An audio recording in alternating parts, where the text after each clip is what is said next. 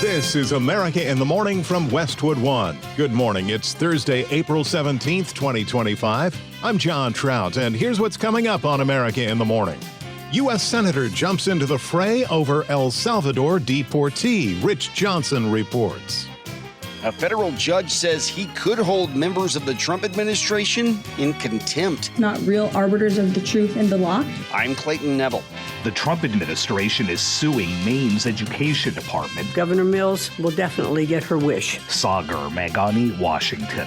An independent expert will review security at Pennsylvania Governor Josh Shapiro's official residence. I'm Haya Panjwani. On Wall Street, it was an ugly sell-off for stocks yesterday. We'll see if there's a bounce today. I'm Jessica Ettinger. Just in time for Easter, you may not believe the cause of a plane making an emergency landing in Denver. Plus, prison guards could be incarcerated. All ahead on America in the Morning. No luck for Maryland Senator Chris Van Hollen in his effort to visit a deported immigrant being held in an El Salvador prison. Meantime, the mother of a woman killed by a now convicted illegal immigrant spoke to reporters at the White House. Correspondent Rich Johnson has the update. Van Hollen flew to El Salvador hoping to meet with Kilmar Abrego Garcia, but was refused permission. Instead of meeting with the country's president, Van Hollen talked to El Salvador's vice president, Felix Ulloa. The Maryland Democrats' inquiry was simple. If Abrego Garcia has not committed a crime, and the U.S. courts have found that he was illegally taken from the United States, and the government of El Salvador has no evidence that he was part of MS-13, why is El Salvador continuing to hold him? Van Hollen told reporters in San Salvador that he was told it's because the Trump administration is paying El Salvador to hold Abrego Garcia and the other deportees at the country's supermax prison. Kilmar Abrego Garcia came to the U.S. illegally when he was 16, but 6 years ago, at age 24, he was granted withholding of removal status. That's a form of protection that prevents deportation to a country where someone would likely face persecution or harm. The judge's ruling gave Abrego Garcia legal status in the U.S.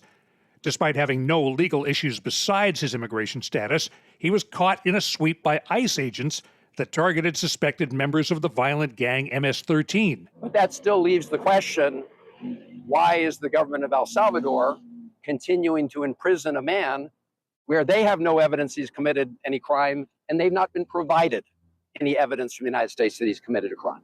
None of that matters to Patty Morin, the mother of Rachel Morin, who was raped and murdered by an illegal immigrant from El Salvador in 2023, was a guest at the White House briefing room yesterday, 2 days after the suspect in the case was found guilty. Morin used her time at the podium to excoriate Van Hollen. So that he can use my taxpayer money to fly to El Salvador to bring back someone that's not even an American citizen. Why does that person have more right than I do? And to be clear, the crime against Rachel Morin and the incarceration of Kilmar Abrego Garcia are completely unrelated. I'm Rich Johnson. A U.S. district judge says there could be grounds to hold Trump administration officials in contempt for violating his orders surrounding deportations to El Salvador. Correspondent Clayton Neville has the story. U.S. District Judge James Boasberg ruled on Wednesday that probable cause exists to hold members of the Trump administration in criminal contempt after his mid-March orders were violated. The judge put a hold on the administration's use of the Alien Enemies Act to deport alleged Venezuelan gang members. The government, though, says a flight carrying migrants was already in the air when the order came down, so it carried out the deportations. White House Press Secretary Caroline Leavitt says Trump's position hasn't changed. We firmly believe that the president was well within his constitutional authority. We called on the Supreme Court to rein in these judges who are acting as judicial activists, not real arbiters of the truth and the law. She went after Judge Boasberg in a case that's brought challenges at the highest level. But this week, the judge said the Constitution does not tolerate willful disobedience of judicial orders. He said especially by officials of a coordinate branch who have a sworn oath to uphold it. President Trump spoke to reporters about the deported migrants as he defends his deportation plans. It looked amazingly frail, though. by the way they were handled. It's very amazing. You know, they weren't, when they were in Colorado cutting the fingers off a man because he made a phone call to the police, they seemed a lot tougher then than they did when they were having their head shaved and they were in shackles. The president was asked about accusations that the judge has a political agenda. We can't let a judge say that he wants him. You know, he didn't run for president. He didn't get much more than 80 million votes. And we just can't let that happen. It'd be so bad for our country. I won on the basis of getting criminals out of our country that were let in. It was called unforced error. They were let in by Biden. We want them out of our country. And I won the election based at least partly on that. And that's a big part. A hearing in the case is slated for next week, and the judge is demanding sworn testimony from Trump officials. I'm Clayton Neville.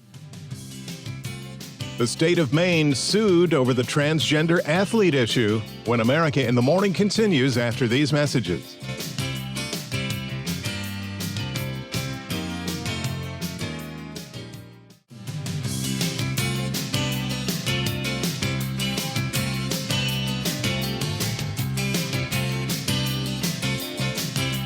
You're with America in the Morning, and in to check Thursday weather, AccuWeather.com meteorologist LaTroy Thornton has the national outlook. Parts of central and southern Montana were able to get into some snow by Wednesday evening as a cold front continued on its southward trek. This general motion will continue through the remainder of the work week, meaning a major cool down across much of the interior west that, when combined with the energetic storm in place, will result in what should be some rather steady accumulating snow for some in the west.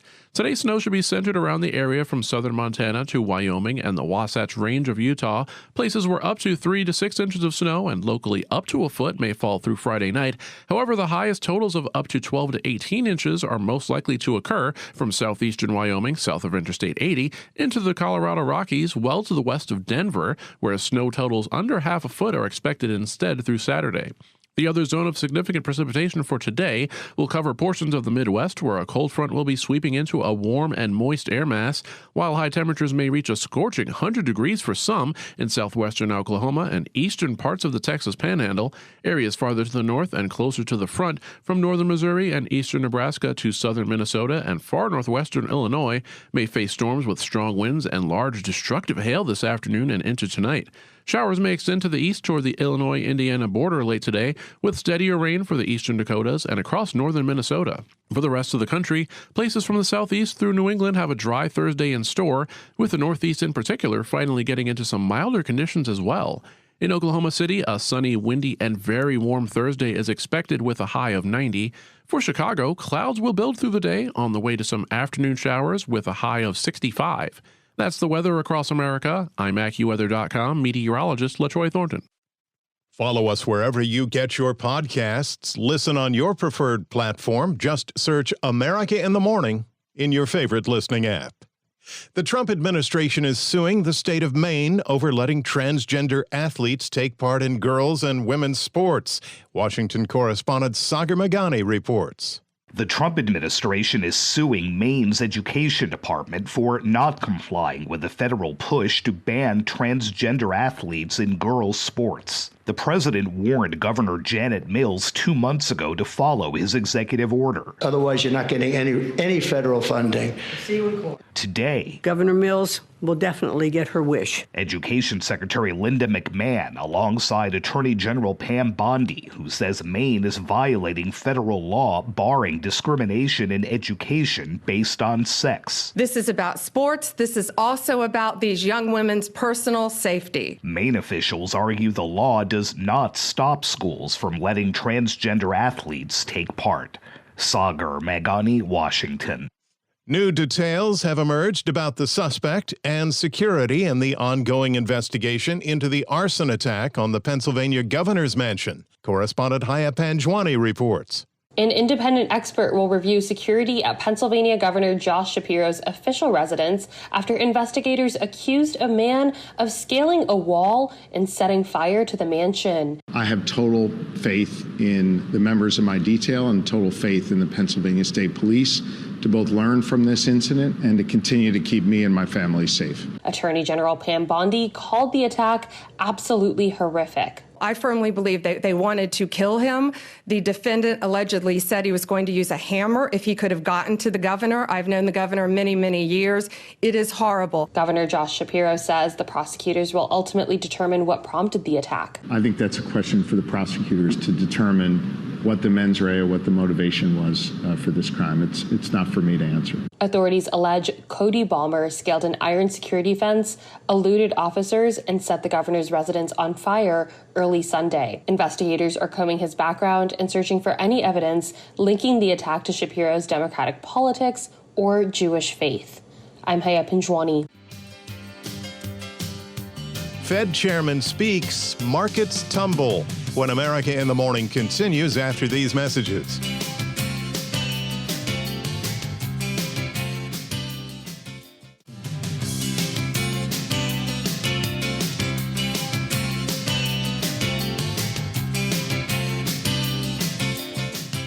The Business Report is brought to you by Fisher Investments. Fisher Investments is a fiduciary, always putting clients' interests first. Learn more at FisherInvestments.com. Lots to cover in Thursday Business. Let's get after it with CNBC's Jessica Ettinger. Wall Street opens this morning after an ugly sell-off for stocks yesterday, led by an NVIDIA warning and Trump tariff concerns from the Fed chair that raised alarm among investors. The Dow plunged 700 points, the Nasdaq down 500. We've become more accustomed of late to seeing outsized moves like this, which are so not normal. CNBC's Scott Wapner. The market turned dramatically lower yesterday as the Fed Chair Jay Powell was speaking. He warned of higher inflation from the Trump tariffs, and inflation that can last a long time. Investors want interest rate cuts, and as long as inflation's high, Powell hinted the Fed will just have to wait on that. In this case, you can look at the car companies, which their supply chains seem to be on track to be disrupted significantly, and you would worry that that process will take some years and that the inflationary process might be extended. That was Fed Chair Jay Powell. Here's CNBC's markets editor. So here's the problem. If there are no imminent rate cuts, implied we're standing pat. That's not what the market particularly wanted to hear.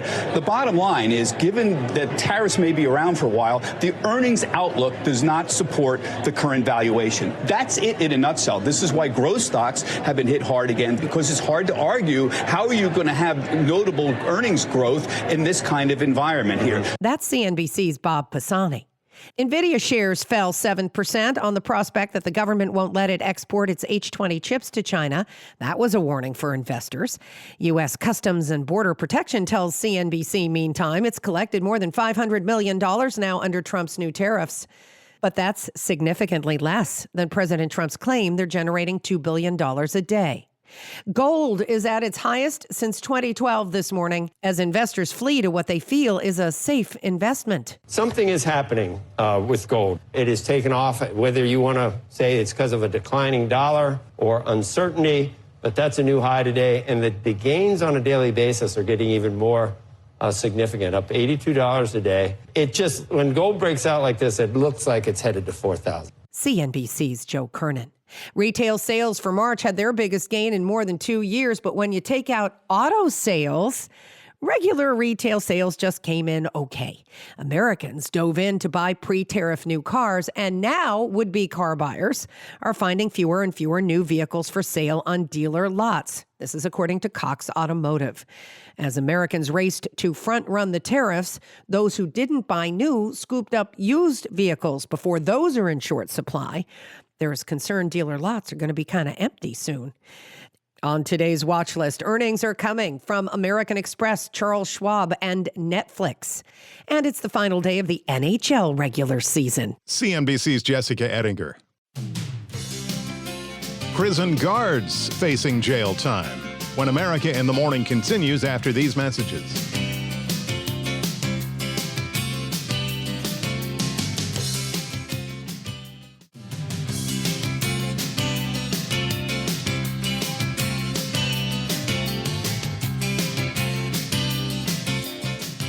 This is America in the Morning. There were some scary moments after flames started pouring out of a United Airlines jet taking off from Denver. The FAA believes Flight 2325, destined for Edmonton, may have somehow hit an animal after a number of rabbits were observed on the runway. The pilot declared an emergency and made a quick return to the airport. No passengers were injured. In upstate New York, 10 jail guards find themselves on the wrong side of the law, charged over the fatal beating of an inmate. Correspondent Julie Walker has the latest.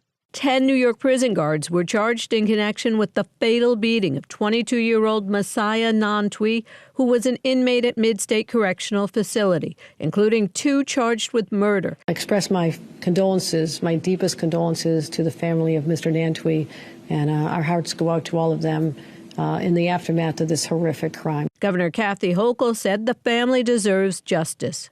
The tragic death of Mr. Nantwi at the hands of correction officers who are responsible for protecting the incarcerated population is deeply, deeply disturbing. This is the second time a group of correctional officers in the state have been indicted for a death behind bars this year. We have warned them day after day after day that you're going to lose your health care. The health care is gone.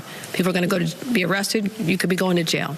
You've lost your job. You lost your income. You've lost everything. Robert Brooks was fatally beaten at the Marcy Correctional Facility. 6 guards pled not guilty to murder, and other prison employees have also been charged.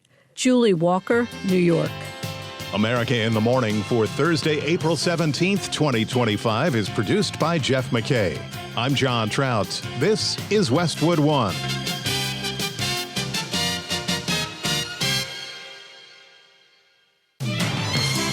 This is America in the Morning from Westwood One. I'm John Trout. Coming up this half hour. A federal judge says there's probable cause to hold the Trump administration in contempt of court. Sagar Meghani, Washington. More Republican pushback surrounding Medicaid as lawmakers work toward a budget. I'm Clayton Neville. Trump reaction to Biden's speech, plus more leaks at the DOD. Gavin Newsom announced that his state will sue the Trump administration over tariffs. I'm Sue Aller. AMD takes a big chargeback due to the Chinese tariffs. I'm tech correspondent Chuck Palm. New details emerge from the body cam footage from Gene Hackman's home. I'm Kevin Carr. We're back after these messages.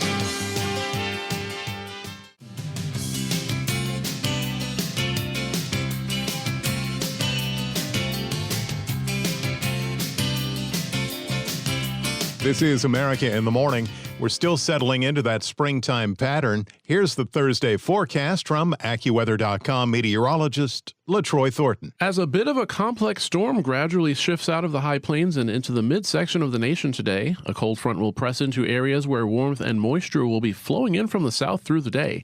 AccuWeather severe weather experts say that this classic battle of the air masses will result in the risk for severe thunderstorms starting this afternoon and lasting into the nighttime hours from eastern Nebraska and far southeastern South Dakota to southwestern Wisconsin and northwestern Missouri. Storms within this zone will be capable of producing rather large hail, along with damaging wind gusts, with an AccuWeather local storm max of 80 miles per hour. The zone from Omaha to Des Moines and across most of western Iowa is likely to face the highest coverage of severe thunderstorms both today and tonight. Elsewhere in the nation, a potentially significant late-season snow event gets underway over the Intermountain West as a strong cold front dives southward through the region. As the front only progresses fairly slowly through the rest of the week, this means plenty of time when snowflakes will be flying along the path of the storm. Before this snowstorm winds down later Saturday, over a foot of snow is expected for some in the Colorado Rockies, though today's snow accumulation should be focused from Utah and Wyoming into southern Montana, places where snowfall should generally top out closer to the 6 to perhaps 12-inch range. Outside of these areas, warm, windy, and dry conditions will lead to a heightened fire risk through the end of the week from New Mexico into the Texas Panhandle. Showers and some thunderstorms will accompany a cool down for Nevada and Southern California, with milder conditions in the Northeast and a dry Thursday expected from the East Coast through the southern states. That's the weather across America. I'm AccuWeather.com meteorologist LaTroy Thornton. You can follow us wherever you get your podcasts. Just search America in the Morning in your favorite listening app. A federal judge says he's found probable cause for holding the Trump administration in contempt of court. The latest announcement in what's becoming a showdown between the Department of Justice and the federal judiciary. Washington correspondent Sagar Meghani provides an update. A federal judge says there's probable cause to hold the Trump administration in contempt of court for violating his deportation orders. Well, he is an illegal alien who has been living illegally in our country from El Salvador. ICE testified, an immigration judge ruled he was a member of MS-13, an appellate judge ruled he was a member of MS-13. Hard stop. He should not be in our country. Judge James Boasberg says the administration refused his order to turn around planes carrying deportees to El Salvador last month. He writes the administration could purge its contempt by returning the deportees to U.S. custody. If it does not, he might make a prosecution referral. President Bukele said he was not sending him back. That's the end of the story. If he wanted to send him back, we would give him a plane ride back. There was no situation ever where he was going to stay in this country. None. He would have come back, had one extra step of paperwork, and gone back again. But he's from El Salvador, he's in El Salvador, and that's where the president plans on keeping him. Boasberg says the Constitution does not tolerate willful disobedience of judicial orders. We are complying with all court orders. White House spokeswoman Caroline Leavitt and others have accused Boasberg of overstepping his authority. The president's called him a troublemaker and agitator. A radical left lunatic. And has pushed for Boasberg's impeachment. Now, MS-13 is characterized as they should be, as an FTO, as a foreign terrorist organization. So he is not coming back to our country. Sagar Meghani, Washington. There could be trouble on the congressional horizon as a dozen moderate House Republicans are sending a message to House GOP leaders that they will not support the One Big Beautiful Bill that reflects President Trump's legislative agenda if it includes Medicaid cuts. Correspondent Clayton Neville reports. That's right. We just got the House vote, and now we're well on our way to getting, as we call it, the great big beautiful bill. It's a beauty. There's never been a bill like this one. We're trying to get it all into one beautiful bill. It's tax cuts, regulation cuts, and many other things. The border, a lot of money for the border. House Speaker Mike Johnson has responded to growing pushback in recent weeks over potential cuts to Medicaid as Republicans look to come to terms on a budget deal. No one has talked about cutting one benefit in Medicaid to anyone who's duly owed. Instead, what we've talked about is returning work requirements. So, for example, you don't have able-bodied young men on a program that's designed for single mothers and the elderly and disabled. They're draining resources from people who are actually do that. So if you clean that up and shore it up, you save a lot of money and you return the dignity of work to young men who need to be out working instead of playing video games all day. We have a lot of fraud, waste, and abuse in Medicaid. 12 House Republicans are behind a warning that they won't sign a reconciliation bill if Medicaid isn't negotiated further. That would be enough votes to kill the bill. A statement from the members said balancing the federal budget must not come at the expense of those who depend on benefits for their health and economic security. In a letter to House leadership, those members said they are willing to identify responsible savings in Medicaid through things like deregulation, streamlining federal programs, and cutting administrative red tape. We have 220 people in the Republican conference, and they have a lot of different ideas. They represent a lot of different districts, and sometimes when the pressure gets turned up, people need to release that. So that's what I do. I allow them to do that. We take thoughtful discussion and deliberation. Sometimes we do it out in open. Sometimes we do it in closed meetings. But we had that. I'm Clayton Neville. Former President Joe Biden, for the first time after dropping out of the presidential race, has returned to the national stage with a warning about his successor and Social Security, a speech that the White House is pushing back on. Correspondent Ben Thomas reports. You've got to ask yourself, why is this happening? Why are these guys taking aim at Social Security now? Well, they're following that old line from tech startups. The quote is, move fast, break things. Well, they're certainly breaking things. They're shooting first and aiming later. Former President Joe Biden made his first post-presidency speech Tuesday to the National Conference of Advocates, Counselors, and Representatives for the Disabled in Chicago, offering a harsh assessment of his successor, President Trump. Fewer than 100 days, this new administration has done so much damage and so much destruction. Blasting the Trump administration's approach. They're shooting first and aiming later. And specifically, they've taken a hatchet to the Social Security Administration. Saying, pushing an additional 7,000 employees, 7,000 out the door in that time. Earlier, White House Press Secretary Caroline Leavitt preemptively rejected the critique. President Trump, is absolutely certain about protecting Social Security benefits for law-abiding, tax-paying American citizens and seniors who have paid into this program. He will always protect that program. He campaigned on it, he protected it in his first term, and he's back again to continue protecting it. I'm Ben Thomas. Among the stories we're covering next, Newsom stands firm against Trump and move over channel for the Great Lakes Tunnel. That and more when America in the Morning continues after these messages.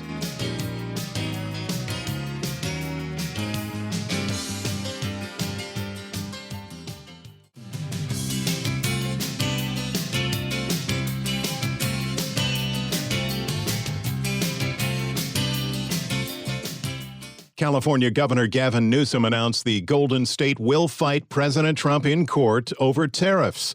Sue Aller reports on California's plans, which it says stands to lose billions of dollars in revenue over the tariffs and trade war.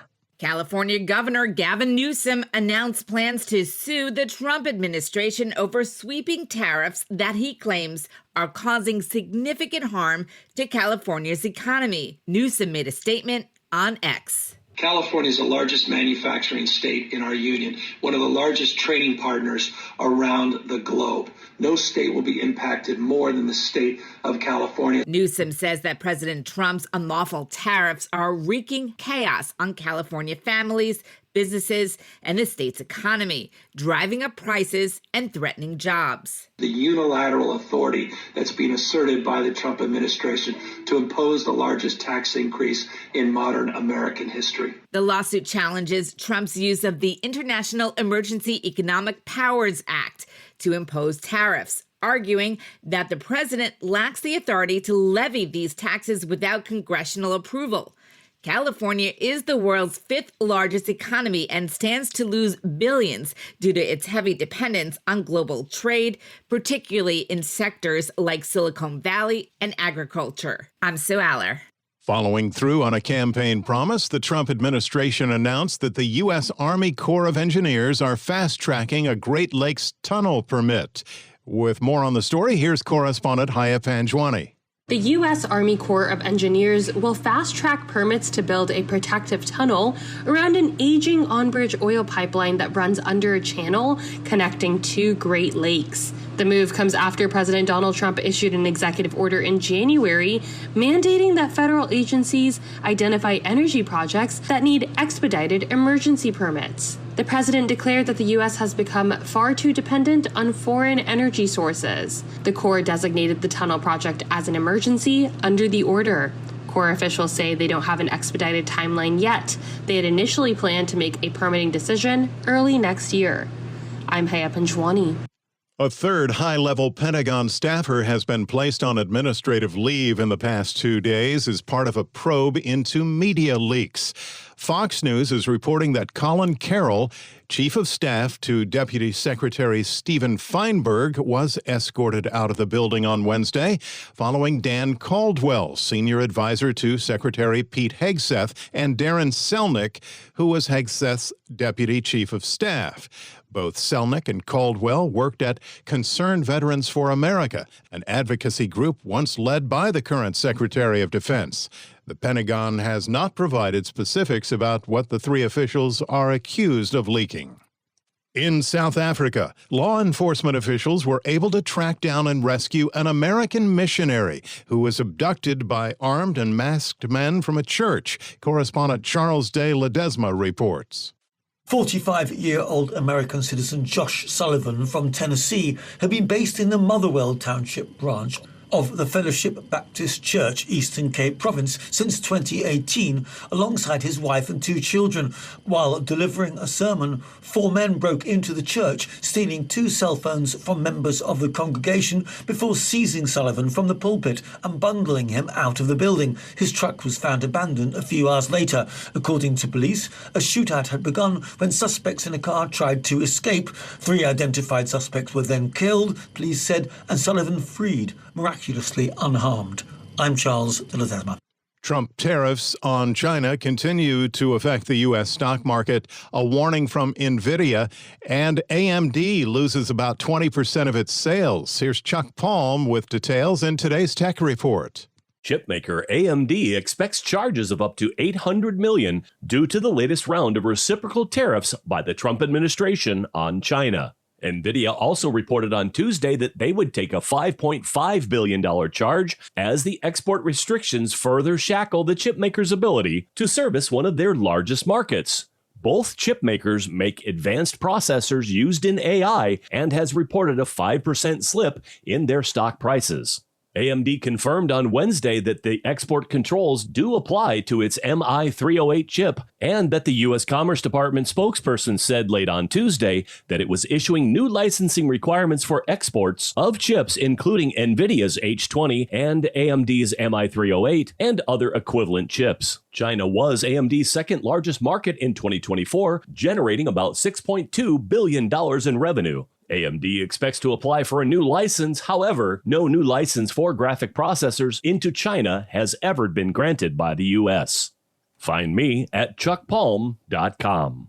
Robert Workman has Thursday Sports. NBA playoffs, the play-in round continues with the 9-10 games last night. The Heat outran the Bulls 109-90, leading wire to wire. Tyler Hero had 38 points. Coach Eric Spoelstra. He's a great competitor, so he knew he was going to have to bring, a lot to this game, and offensively, he was there pretty much at every level. Miami plays in Atlanta tomorrow night. The winner gets the 8th seed in the East.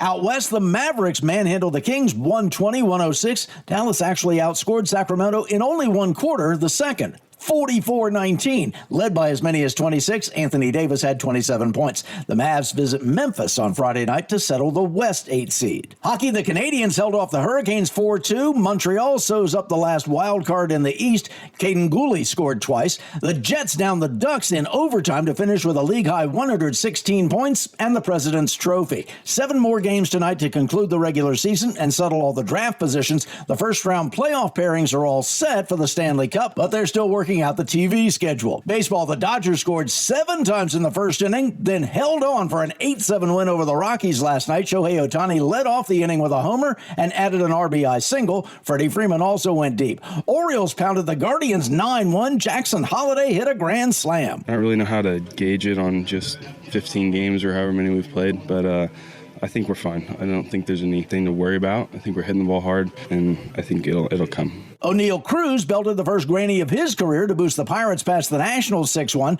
Mariners sank the Reds 5-3. Cal Raleigh homered from each side of the plate to give him an even 100 dingers for his career. That's Thursday Sports. When we continue on America in the Morning, sci-fi future, modern-day reality. After these messages.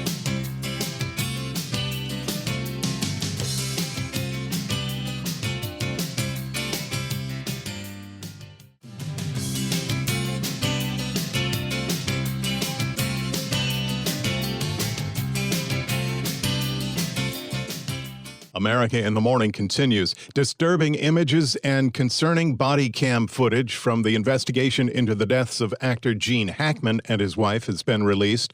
Kevin Carr provides an update. There is a clearer picture in the living conditions of Gene Hackman and his wife, Betsy Arakawa, in their final days. On March 31st, a judge ordered the public release of the Santa Fe Sheriff's Office body cam footage from February 26th. How many days has it been? Since last contact? Yeah. 2.5 weeks. 2.5 weeks? The footage shows officers entering the home and encountering the couple's dogs. He's guarding her. The dog? Yeah, AC went up to him. He seems pretty friendly, but And then there's another 10-7 dog around the corner in the kennel. This week, the New Mexico Department of Public Health called the property a, quote, breeding ground for infestation. The home was cluttered with boxes, prescription bottles, groceries, and clothing. Some areas were exceedingly messy, including waste left in toilet bowls and a blood-stained pillow in the bedroom. The officers discuss a smell in the house. It smells like gas.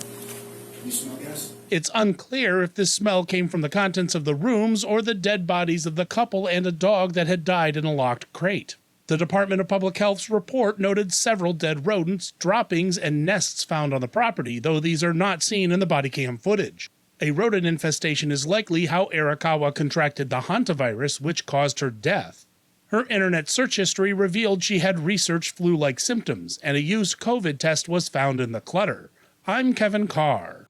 Shifting gears, in a galaxy far, far away, a planet eerily similar to one in the Star Wars movie may have been discovered. Details from correspondent Julie Walker. Scientists may have found a Tatooine-like planet outside the solar system orbiting two failed stars or brown dwarfs like in the movie Star Wars. Where is the rebel base?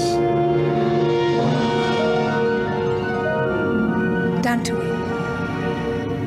They're on Dantooine. They exist in sci-fi for decades before we knew that they could even really exist in reality. University of Birmingham researcher Thomas Baycroft also says the exoplanet's odd orbit sets it apart. We think this is probably the best evidence we have so far of a planet in this polar configuration. We'll need more data to really confirm it, but really this evidence that this kind of orbit can exist and seems to exist in nature means that it warrants more study into this kind of thing. Space exploration is not an option for now. It's about 120 light years from here, so this is reasonably nearby as the galaxy goes. Baycroft says they'll study it from Earth. Meanwhile, may the Force be with you. I'm Julie Walker. Incidentally, only about 3 weeks away from us hearing May the 4th be with you.